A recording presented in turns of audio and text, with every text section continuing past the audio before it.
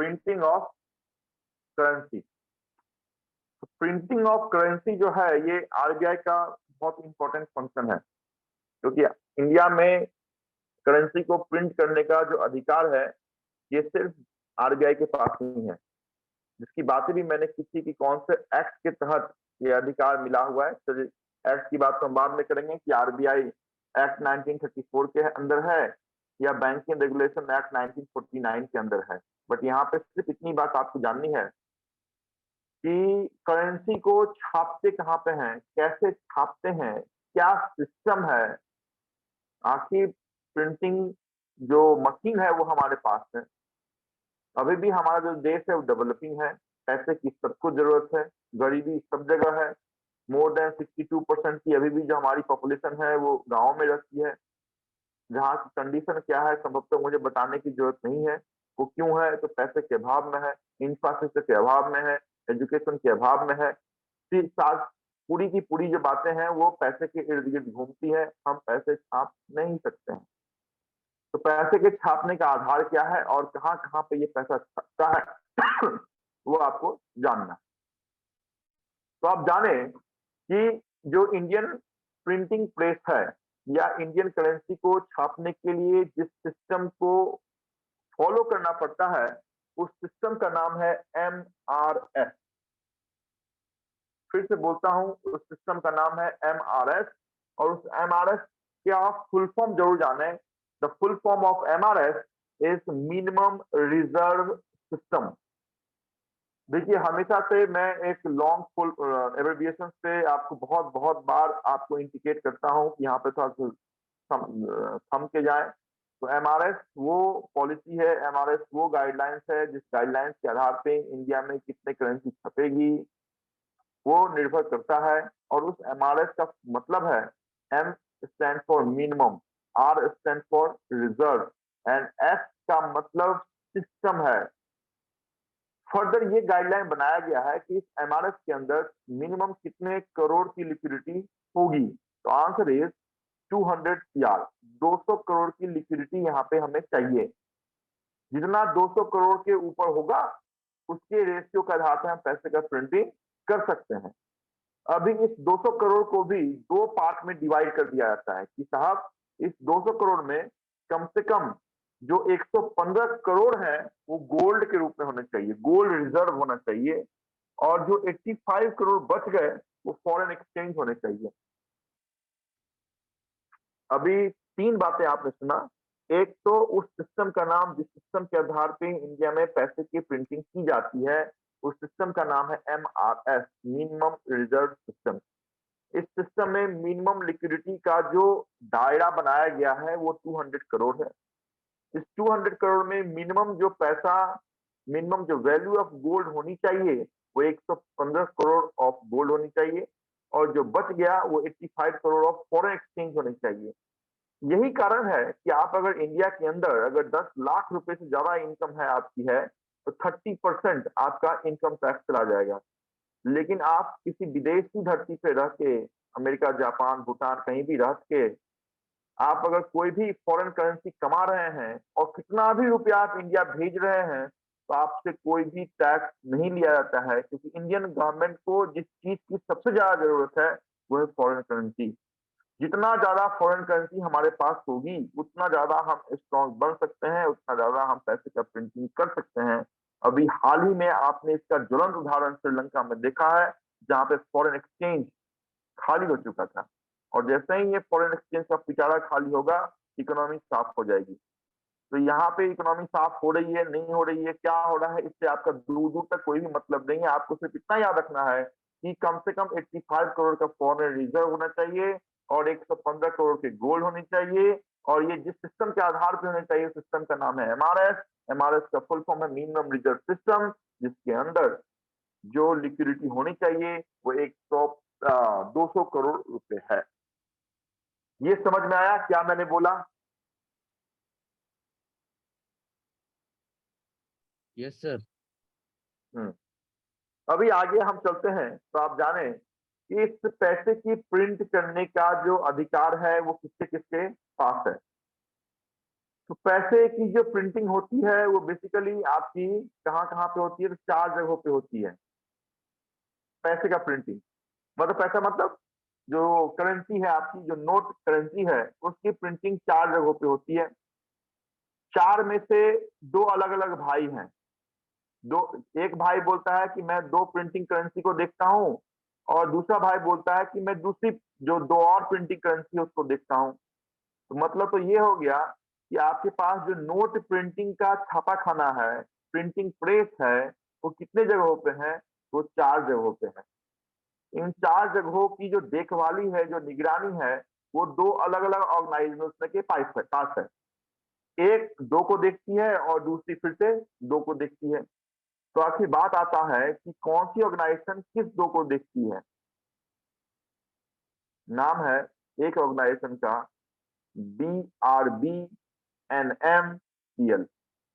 फिर से बोलता हूँ, BRB, बी फॉर भारतीय रिजर्व बैंक। किसी भी कंडीशन में इसका इंग्लिश रूपांतरण आप नहीं करेंगे। भारतीय रिजर्व बैंक को भारतीय रिजर्व बैंक ही बोलेंगे, आरबीआई नहीं बोलेंगे।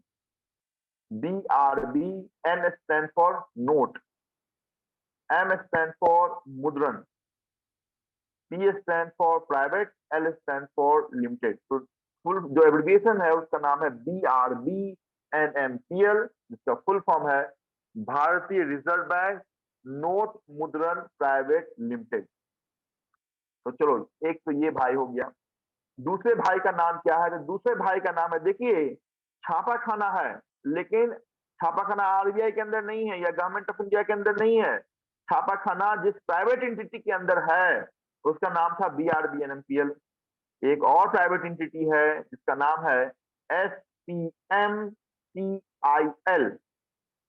बहुत इंपॉर्टेंट ये नाम है, आपको दूर दूर तक लगेगा अरे आरबीआई के अंदर ही है, काम खत्म, आरबीआई पे टिक मार कर दीजिएगा, वहीं पे आंसर गलत हो जाएगा। एक तो हो गया BRBNMPL, दूसरा हो गया SPMCIL। SP stand for security printing and minting, SPN। तो security printing, M stand for minting, SPMCIL corporation of India limited. अभी थोड़ी सी बात यहाँ पे सुने तो आपको और भी ज्यादा क्लियर होगा। ये जो 4 छापे खाने हमने बताए, इन 4 छापा खाने में 2 अलग अलग पिलर हैं। एक पिलर का नाम आरबीआई, दूसरे पिलर का नाम गवर्नमेंट ऑफ इंडिया। जैसे आपने मॉनेटरी पॉलिसी और फिस्कल पॉलिसी में देखा, तो छापे खाने आरबीआई के अंदर भी हैं, गवर्नमेंट ऑफ इंडिया के अंदर भी हैं। अभी आरबीआई के अंदर जो उसकी सब्सिडरी उसको देखती है उसका नाम था BRBNMPL। BRBNMPL is the subsidiary of reserve bank of India. बाद में हम बात करेंगे आरबीआई की सब्सिडरी कौन कौन सी है, बट यहाँ पे अभी आप जान लें BRBNMPL आरबीआई का छोटा भाई है जिसको हम सब्सिडरी बोलते हैं। तो आरबीआई के अंदर BRBNMPL है और BRBNMPL के अंदर 2 प्रिंटिंग प्रेस हैं। अभी बाकी का जो 2 प्रिंटिंग प्रेस है वो डायरेक्ट गवर्नमेंट ऑफ इंडिया के अंदर है, और गवर्नमेंट ऑफ इंडिया के अंदर जो प्राइवेट एजेंसी है उसका नाम अभी थोड़ी देर पहले मैंने आपको बताया, SPMCIL, security printing minting corporation of India limited, SPMCIL। अभी बात आती है कि सर ये तो हो गया कि हम प्रिंटिंग प्रेस तक पहुंच गए, हमने उन प्रिंटिंग प्रेस को देखने वाले 2 बड़े भाइयों को देख लिया, एक गवर्नमेंट आरबीआई को देखा, एक गवर्नमेंट ऑफ इंडिया को देखा। उस 2 बड़े भाइयों के नीचे उनको हेल्प करने वाले 2 छोटे भाइयों को देखा, एक BRBNMPL को देखा, एक SPMCIL को देखा। अब ये तो बता दो कि आखिर BRBNMPL के अंदर कौन से छापे खाने काम करते हैं और SPMCIL के अंदर कौन कौन से छापे खाने काम करते हैं। मैसूर जो कर्नाटका में है, प्लस साल्बोनी जो वेस्ट बंगाल में है। फिर से बोलता हूं, मैसूर और साल्बोनी ये 2 ऐसे प्रिंटिंग प्रेस हैं जो डायरेक्ट आरबीआई के अधीन है, मतलब BRBNMPL के अधीन है। और दो दो बच गए, उसमें एक तो भारत का सबसे बड़ा प्रिंटिंग प्रेस है, टकसाल है, वो आपका कहाँ है? देवास में है। और दूसरा कहाँ पे है? तो दूसरा आपका सालबोनी में, सॉरी सालबोनी नहीं, नासिक। सालबोनी और मैसूर ये बीआरबीएनएमपीएल के अंदर थे। देवास और नासिक ये दोनों आपके कहाँ हैं? तो एसएमपीआईएल के अंदर। एक बार फिर से उल्टे से ऊपर जाता हूं मैं। सालबोनी मैसूर के ऊपर आएगा बीआरबीएनएमपीएल, के ऊपर आएगा आरबीआई, के ऊपर आएगा एमआरएस, और एमआरएस नीचे आएगा 200। 200 को दो पार्ट में देखेंगे, 115 गोल्ड और 85 आपका फॉरेन एक्सचेंज। नासिक और देवास, नासिक महाराष्ट्र में है, देवास मध्य प्रदेश में है। ये दोनों जिसके नीचे है उसका नाम है एसपीएमसीआईएल, और एसपीएमसीआईएल के ऊपर गवर्नमेंट ऑफ इंडिया है, और उसके नीचे ऊपर एमआरएस सिस्टम।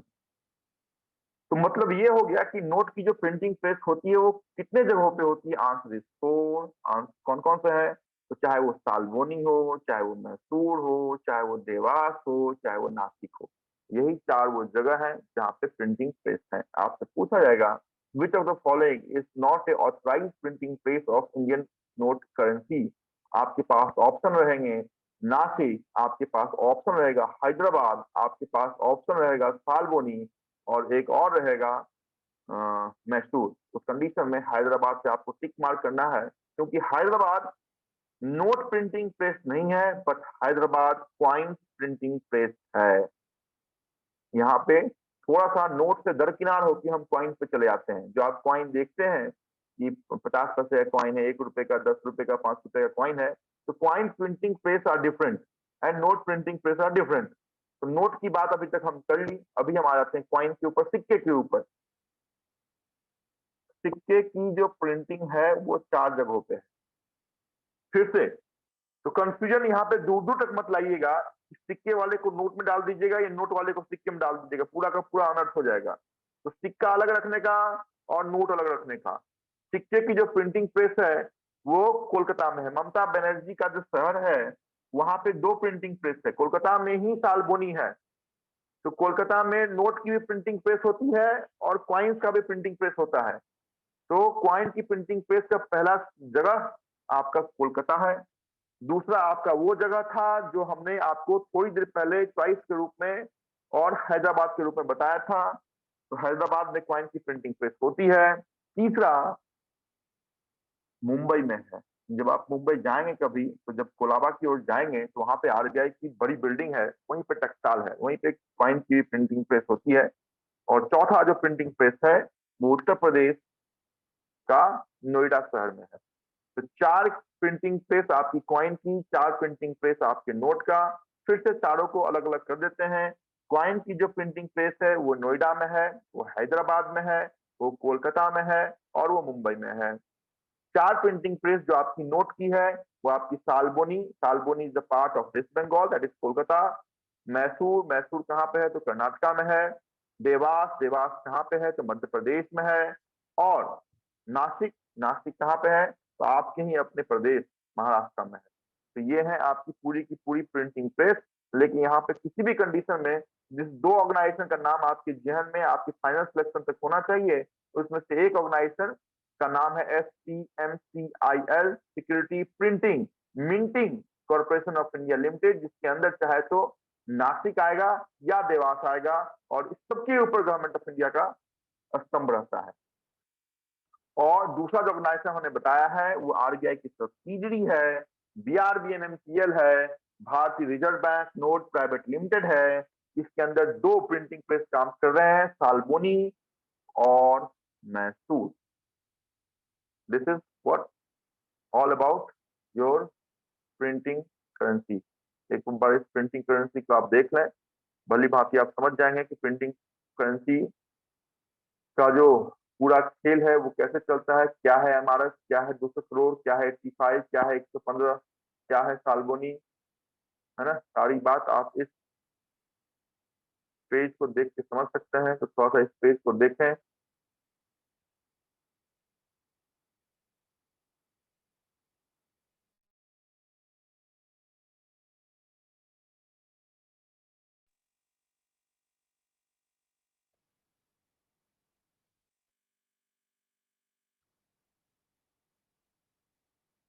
नेट का थोड़ा सा इशू लग रहा है।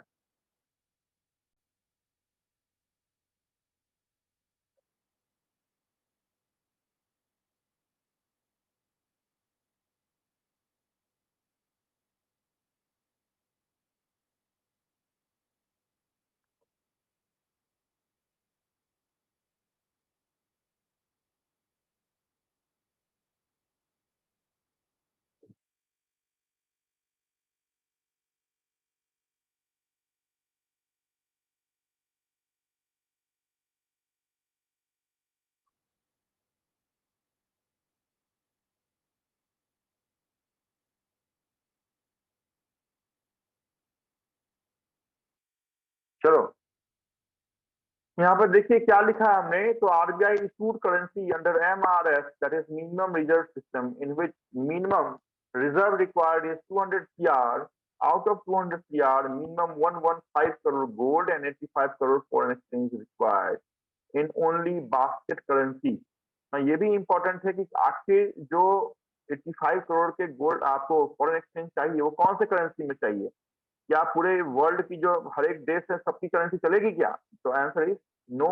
बास्केट करेंसी के अंदर आपके 5 देशों की करेंसी आती है, चाहे वो आपका अमेरिकन डॉलर हो, ब्रिटेन पाउंड हो, जापानी येन हो, यूरोपियन करेंसी यूरो हो, या फिर चाइना की जो करेंसी है युआन, है ना। तो चाइना की एक यहाँ पे थोड़ा सा बता देता हूँ, चाइना की करेंसी युआन भी है प्लस रेनबी भी है। तो जैसा क्वेश्चन वैसा आंसर आप देंगे। तो यहाँ पे युआन चाइना है, यूरो आपका जो यूरोपियन कंट्री है, चाहे वो फ्रांस हो गया, आपका जर्मनी हो गया, सब यूरो है। येन जापान का है, पाउंड आपकी ब्रिटेन की है, डॉलर तो आप जानते ही हैं। तो ये एमआरएस कब से इफेक्टिव हुआ है? तो ये एमआरएस 1956 से इफेक्टिव हो गया है। और आरबीआई को जो प्रिंटिंग करने का अधिकार दिया है वो जिस सेक्शन के अंदर दिया है उसकी बात मैंने बोला था कि अलग से मैं बात करूंगा एक्ट की, लेकिन यहाँ पर लिख ही दिया है तो थोड़ा सा जान लें कि आरबीआई को पैसे की प्रिंट करने का जो सोल राइट है वो आपके आरबीआई के एक्ट 1934, जिसके तहत हमने आरबीआई का एस्टैब्लिशमेंट 1935 में किया था, के सेक्शन 22 में दिया हुआ है। इसकी बात हमने लास्ट क्लास में फंक्शन ऑफ आरबीआई में भी की थी। और आरबीआई बिना गवर्नमेंट ऑफ इंडिया के परमिशन से जिस बड़े नोट को छाप सकता है जो ऑलरेडी अप्रूव्ड है बट मार्केट में एग्जिस्ट नहीं करता है, दैट इज 10,000 रुपीज करेंसी, है ना। अभी जो मैक्सिमम डिनोमिनेशन ऑफ करेंसी हमारे पास है वो 2,000 रुपीज डिनोमिनेशन ऑफ करेंसी है, but RBI can print maximum denomination of currency rupees 10,000। ये थोड़ी सी बात आप जान लें। लेकिन आज के डेट में 10,000 रुपीज मार्केट में पर्सन में नहीं है क्योंकि आरबीआई प्रिंट नहीं कर रही है। मैंने यहाँ पे कैन लिखा है, कैन का मतलब कर सकती है ना। अभी एमआरएस को हमने दो पार्ट में डिवाइड किया कि एमआरएस के अंदर 200 करोड़ होने चाहिए। 200 करोड़ में 115 करोड़ का गोल्ड और 85 बास्केट करेंसी के रूप में 5 देशों की करेंसी हमारे पास कम से कम होनी चाहिए। तो ही हम एमआरएस का सिस्टम काम करेगा, हम पैसे की प्रिंट कर सकते हैं। और पैसे की प्रिंट करने की जो प्रिंटिंग प्रेस है ये बीआरबी एनएमसीएल के अंदर है। इसका एस्टैब्लिशमेंट 1995 में हुआ और फुल फॉर्म भारतीय रिजर्व बैंक। बीआरबी तो वही हो गया भारतीय reserve bank. NS stand for note. ये जो है मुद्रा लिखा हुआ है ये स्पेलिंग मिस्टेक है, ये मुद्रा को दूर दूर तक याद मत रखिएगा, मुद्रन है ना, एंड छूट गया है। तो यहाँ पे मुद्रा इज डिफरेंट। मुद्रा की बात हम जब लोन में चलेंगे तो बताएंगे कि माइक्रो यूनिट डेवलपमेंट की फाइनेंस एजेंसी शिशु किशोर और तरुण अप टू रुपीज 10 लाख के लोन हम देते हैं मुद्रा के अंदर। तो यहाँ पे स्पेलिंग मिस्टेक है, वो थोड़ा सा आप नजरअंदाज कीजिए। और जब नोट की प्रिंटिंग आप निकालेंगे तो यहाँ पे एंड कर लीजिएगा। तो यहाँ पे full form of BRB NMPL is Bharatiya reserve bank note Mudran private limited, जिसका एस्टैब्लिशमेंट 1995 में हमने किया है। दूसरा है SPMCIL. The full form of SPMCIL is security printing and minting corporation of India limited, जिसका एस्टैब्लिशमेंट हाल ही के दिनों में 2006 में हमने किया। तो इस आरबीआई इस बीआरबी एनएमपीएल के अंदर दो छापे खाने हैं, मैसूर और सालबोनी। एसपीएमसीआईएल के अंदर दो हैं, नासिक और देवास। तो बहुत इंपॉर्टेंट ये आपके लिए पेज है कि जो प्रिंटिंग प्रेस है वो कहाँ कहाँ पे है। तो थोड़ा सा हमेशा याद रखिए कि दो अलग अलग चार है, चार में से दो अलग ऑर्गेनाइजेशन, दो अलग ऑर्गेनाइजेशन के पास। यहाँ पे आ जाए कॉइन प्रिंटिंग प्रेस। ये जो ऊपर में टेक्स्ट आप देख रहे हैं इसी टेक्स्ट को ग्राफ के रूप में मैंने नीचे में लिखा है, तो ऊपर पढ़े या नीचे पढ़े both are common. Coin printing press कितने हैं? तो they are 4 coin printing press as note printing press कहाँ कहाँ पे है? कोलकाता, हैदराबाद, मुंबई एंड नोएडा। तो ये 4 जगहों पे आपकी क्या है? कॉइन की प्रिंटिंग प्रेस है। इन 4 जगहों पे आपका क्या है? तो नोट का प्रिंटिंग प्रेस है। कॉइन पे जो कॉइन का जो प्रिंटिंग होता है ये आपके गवर्नमेंट ऑफ इंडिया के हवाले से होता है। देखिए स्पष्ट मैंने लिखा है, दूर दूर तक कंफ्यूजन नहीं रखिएगा। All types of coin and 1 rupees note, फिर से ध्यान रखिए, all types of coin and 1 rupees note ₹1 के नोट को छोड़ के बाकी हर एक नोट का जो प्रिंटिंग था वो आरबीआई करती थी, जो ऊपर आपने देखा। अभी ₹1 के नोट और जितने भी सिक्के हैं, उसकी जो प्रिंटिंग है, वो जिस मिनिस्ट्री के हवाले से होता है, मिनिस्टर की बात नहीं कर रहा हूँ, मिनिस्ट्री की बात कर रहा हूँ। जिस मिनिस्ट्री के हवाले से होता है, वो मिनिस्ट्री ऑफ फाइनेंस है। और इस मिनिस्ट्री ऑफ फाइनेंस के अंदर जो व्यक्ति ₹1 के नोट पे साइन करते हैं, वो फाइनेंस सेक्रेटरी होते हैं। क्वाइन पे साइन किसी का भी नहीं होता है। इस कारण से ऐसा नहीं कि क्वाइन पे भी साइन आप फाइनेंस सेक्रेटरी का ही कर देंगे, but ₹1 note and all types of coin, ये जहाँ से निर्गत होता है, जहाँ से आदेश जारी होता है कि कितने क्वाइन चाहिए, वो मिनिस्ट्री ऑफ फाइनेंस है। ठीक है? बस इतनी सी बात आपके इस प्रिंटिंग ऑफ करेंसी में आपको याद रखनी है। एक बार फिर से ऊपर से लेके नीचे तक देख लें, क्या मैंने एमआरएस लिखा, बास्केट करेंसी में कौन-कौन सी करेंसी आती है, तो ये भी आपसे आरबीआई में पूछा हुआ एक क्वेश्चन है कि which of the following is not the currency under basket, है ना? तो जिस समय आईएमएफ में बेसिकली हम आपको लेके चलेंगे, वर्ल्ड बैंक या आईएमएफ की बात हम करेंगे, वाशिंगटन डीसी की हम बात करेंगे, वर्ल्ड वॉर 2 की हम बात करेंगे, 1945 जैसे बड़े इंपॉर्टेंट ईयर की बात करेंगे, उस समय बास्केट करेंसी की भी बात करेंगे, पेपर करेंसी की बात करेंगे।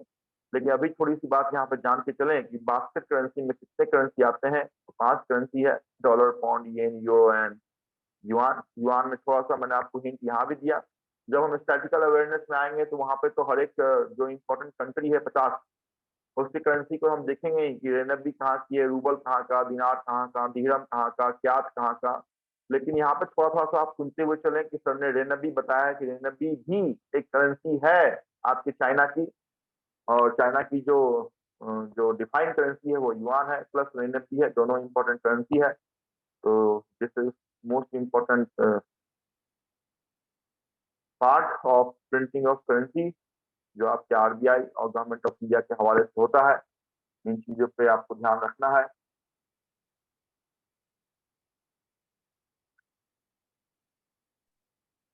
कोई दिक्कत यहाँ पे?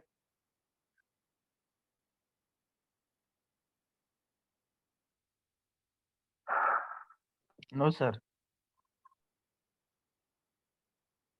देखिए, लिखने और लिखाने की जहाँ तक बात है, तो लिखा तो मैं सकता हूँ, लेकिन क्या होगा कि सेम चीज़ों के लिखने और लिखाने में टाइम बहुत वेस्ट हो जाएगा।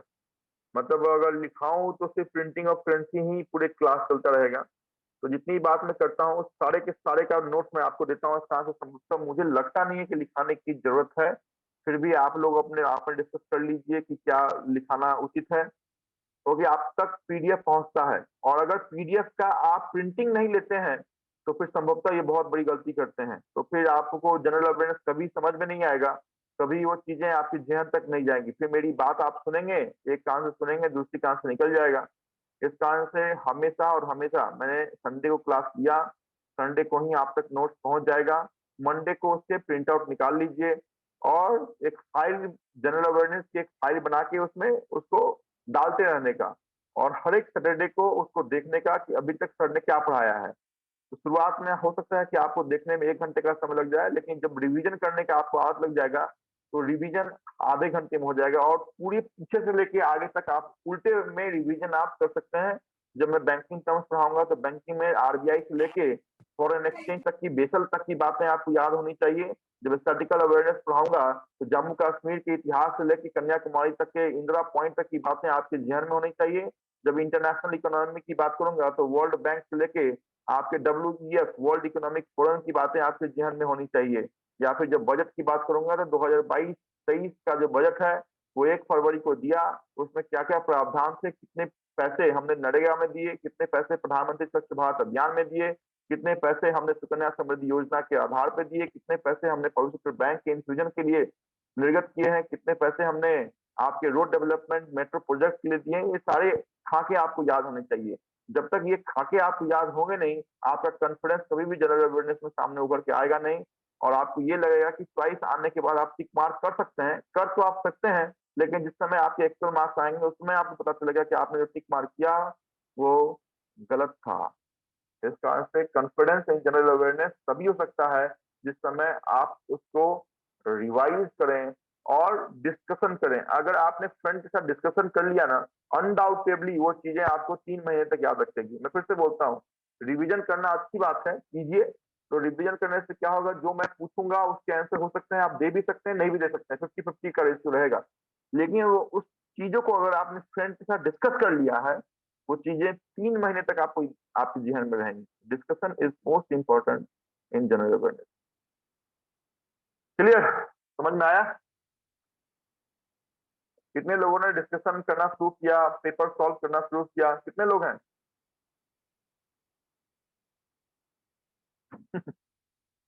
कितने लोग हैं?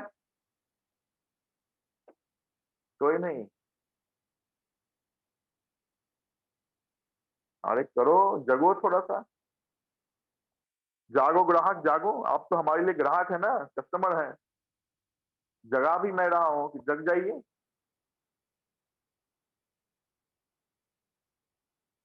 चलो, आप में से किसी को कुछ पूछना है?